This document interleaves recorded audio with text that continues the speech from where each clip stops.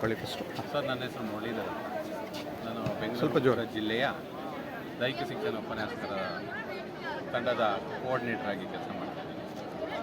ನಮ್ಮಲ್ಲಿ ಹಲವಾರು ದೈಹಿಕ ಶಿಕ್ಷಕರು ಇದ್ದಾರೆ. 80ಕ್ಕಿಂತ ಹೆಚ್ಚು ದೈಹಿಕ ಶಿಕ್ಷಣ ಉಪನ್ಯಾಸಕರು ನಮ್ಮ ನಗರದಲ್ಲಿದ್ದಾರೆ.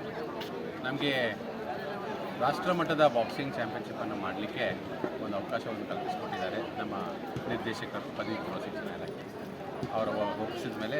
ತದನಂತರ ನಾವು ಈ ಒಂದು ಕಾರ್ಯಕ್ರಮವನ್ನು ಸತತ ಒಂದು 15-20 ದಿನದಿಂದ ಶ್ರಮಿಸಿ ಈ ಒಂದು ಹಂತಕ್ಕೆ ಬಂದಿದೆ. ಮೊಟ್ಟ ಮೊದಲನೇ ಬಾರಿ ದಕ್ಷಿಣ ಭಾರತದಲ್ಲಿ ಬಾಕ್ಸಿಂಗ್ ಅನ್ನೋ ಕ್ರೀಡಾವನ್ನು ಇಲ್ಲಿ ನಾವು ಆಯೋಜನೆ ಮಾಡ್ತಾಯಿದ್ದೀವಿ. ಇಷ್ಟೊತ್ತಿಗೆ ನಾವು ಈಗ ಇವತ್ತು ಭಾಳಷ್ಟು ಟೀಮ್ಗಳು, ತಂಡಗಳು, 37 ತಂಡಗಳು ನಮ್ಮ ಜೊತೆ ಬಂದು ಹಾಜರಿದ್ದು ಅವರ ರಿಜಿಸ್ಟ್ರೇಷನ್ ಮತ್ತು ಮತ್ತೊಂದು ಕಾರ್ಯಕ್ರಮಗಳು, ಅವರ ಊಟ ಉಪಚಾರ ಇವೆಲ್ಲವನ್ನು ಒಗ್ಗೂಡಿ ಇವತ್ತು ಸುಸೂಕ್ತವಾಗಿ ಇನಾಗ್ರೇಷನನ್ನು ಮಾಡಿದ್ದೀವಿ.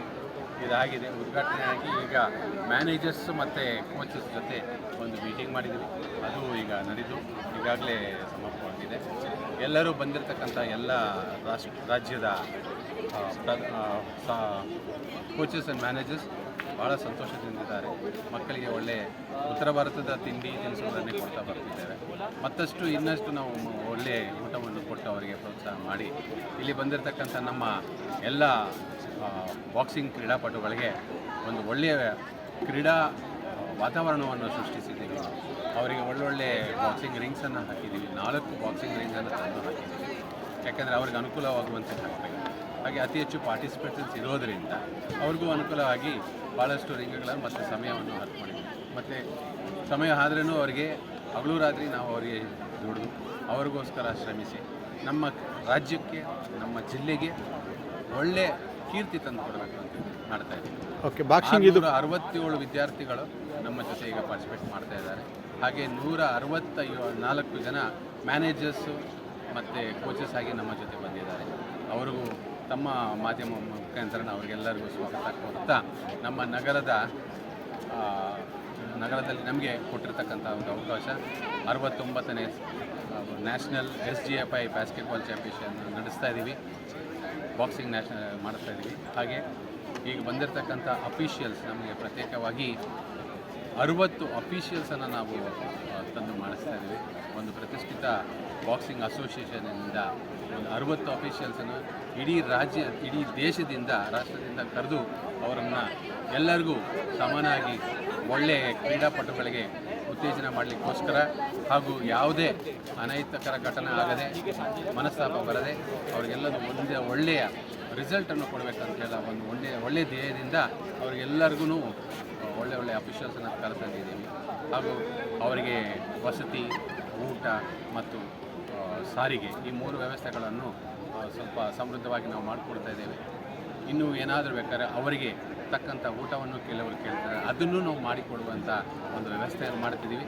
ಸತತ 5 ದಿನಗಳವರೆಗೂ ನಡೆಯುವ 9ನೇ ತಾರೀಕಿನವರೆಗೂ ನಡೆಯುವ ಈ ಒಂದು ಕಾರ್ಯಕ್ರಮಕ್ಕೆ ಎಲ್ಲ ರಾಜ್ಯಗಳಿಂದ ಬಂದಿರ್ತಾರೆ ಎಲ್ಲ ಅತಿಥಿಗಳಿಗೂ ನಮ್ಮ ಅತಿಥಿಗಳಾಗಿ ಸನ್ಮಾನಿಸಿ ಅವರಿಗೆಲ್ಲರಿಗೂ ನಮ್ಮ ಅತಿಥಿ ದೇವೋಭವ ಎಂಬ ಒಂದು ಶಬ್ದದ ಮುಖಾಂತರ ಅವರಿಗೆಲ್ಲನೂ ಆಹ್ವಾನಿಸಿ ಒಂದು ಒಳ್ಳೆಯ ಕಾರ್ಯಕ್ರಮ ಮಾಡ್ತಾರೆ. ಓಕೆ, ಸರಿ ಸರ್. ನಾಳೆ ಬೆಳಿಗ್ಗೆ ಎಷ್ಟು ಗಂಟೆಯಿಂದ ಸ್ಟಾರ್ಟ್ ಆಗುತ್ತೆ ಸರ್? ನಾಳೆ ಬೆಳಿಗ್ಗೆ 6 ಗಂಟೆಗೆ ವೇಯಿಂಗ್ ಅಂತ ಮಾಡ್ತೀವಿ. ಪ್ರತಿಯೊಬ್ಬರು ಕ್ರೀಡಾಪಟುಗಳು ಬಾಕ್ಸಿಂಗಿನಲ್ಲಿ ಅವರವರ ತೂಕಕ್ಕೆ ತಕ್ಕಂತೆ ಆಟ ಆಡಬೇಕಾಗುತ್ತದೆ. ಅದಕ್ಕೆ ತಕ್ಕಂತೆ ಒಂದು ನಾವು ಫಿಕ್ಸಸ್ ಅಂತ ಹಾಕಿದ್ದೀವಿ. ಅವರು ಅದೇ ವೇಯಿಂಗಲ್ಲಿ ಇದ್ದರೆ ಮಾತ್ರ ಕ್ರೀಡಾಪಟು ಆಡಲಿಕ್ಕಾಗುತ್ತೆ. ಅದರ ನಂತರ ಅದು ಎಕ್ಸಸ್ ಆದರೆ ಅವರು ಆ ಕ್ಯಾಟಗರಿಯಿಂದ ಸ್ಕಿಪ್ ಆಗಬೇಕಾಗುತ್ತದೆ ಅಥವಾ ಡಿಸ್ಕ್ವಾಲಿಫೈ ಆಗ್ತಾರೆ. ಸೊ ಹಾಗಾಗಿ ಅದನ್ನು ಬೆಳಿಗ್ಗೆ ನಾವು 6 ಗಂಟೆಯಿಂದ ವೇಯಿಂಗ್ ಮಾಡ್ತೀವಿ. ತದನಂತರ ಬೌಟ್ ಸ್ಟಾರ್ಟ್ ಆಗುತ್ತೆ. ಬೌಟ್ ಅಂದರೆ ಬಾಕ್ಸಿಂಗ್ ಸ್ಟಾರ್ಟ್ ಆಗುತ್ತೆ. ಯಥಾಸ್ಥಿತಿಯದು ನಡೀತಾ ಹೋಗ್ತಾ ಇರ್ತದೆ. 4 ರಿಂಗ್ ಮಾಡಿದ್ದೀವಿ. 4 ರಿಂಗ್ ಇರೋದರಿಂದ ಭಾರತವನ್ನು ಉತ್ತರ ಭಾರತ, ದಕ್ಷಿಣ ಭಾರತ, ಪಶ್ಚಿಮ, ಪೂರ್ವ ಅಂಥೇಳಿ ಡಿವೈಡ್ ಮಾಡಿ ಹಾಗೂ ಅವ್ರಿಗೆ 4 ರಿಂಗ್ಗಳನ್ನು ಕೊಟ್ಟು ಆದಷ್ಟು ಬೇಗ ಮುಗಿಸಬೇಕು, ಕಾರ್ಯಕ್ರಮವನ್ನು ಚೆನ್ನಾಗಿ ಮಾಡಿಕೊಡ್ಬೇಕು ಅಂತೇಳಿ. ಓಕೆ, ಅಂತಂದರೆ ಟೋಟಲ್ ಆಗಿ ನಾಳೆ ಒಂದು ದಿವಸ ಎಷ್ಟಕ್ಕೆ ಇದು ನಡೆಯುತ್ತೆ ಅಂತ ಬಾಕ್ಸಿಂಗ್ ಆಟ? ನಾಳೆ ಒಂದು ದಿನಕ್ಕೆ 80 ಬೌಟ್ ಮಾಡಬೇಕು ಅಂತೀವಿ ಸರ್, ಪರ್ ಡೇ. ಯಾಕಂದರೆ ಇದು ಒಬ್ಬ ಕ್ರೀಡಾಪಟು ಆಡಿಬಿಟ್ಟ ಮೇಲೆ ಅವ್ರಿಗೆ ಇಷ್ಟೊತ್ತು ಅಂತ ಸಮಯ ಇರುತ್ತೆ, ಸೀಮಿತ ಸಮಯ, ಇಮಿಡಿಯೇಟ್ಲಿ ಆಡಲಿಕ್ಕಿಲ್ಲ. ಅದರ ಅನುಸಾರ ಬಾಕ್ಸಿಂಗ್ ಅಸೋಸಿಯೇಷನ್ ನಿಯಮಾನುಸಾರ ಏನೇನಿದೆಯೋ ಯಥಾ ಪ್ರಕಾರ ನಾವು ಆ ಕಾರ್ಯಕ್ರಮ ಹಮ್ಮಿಕೊಂಡಿದ್ದೀವಿ. Okay, thank you sir.